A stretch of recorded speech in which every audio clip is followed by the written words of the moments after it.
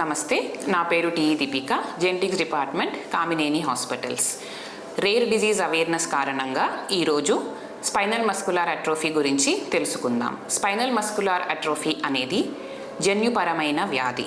ఇది నరాలు మరియు కండరాల మీద ప్రభావితం చూపిస్తుంది. మెదడు నుండి వెన్నుపూస వరకు వెళ్ళే నరాల మీద ప్రభావితం చూపిస్తుంది.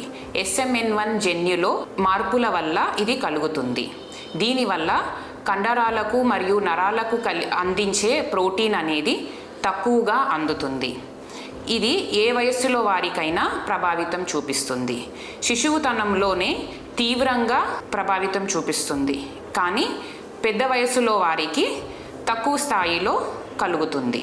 SMA అనేది ప్రారంభ దశలోనే గుర్తించడం చాలా ముఖ్యమైనది, ఎందుకంటే దీనివల్ల మనకు జీన్ థెరపీ మరియు ప్రత్యేక మందులు ముందుగానే అందించగలము.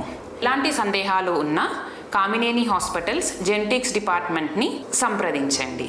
ధన్యవాదాలు.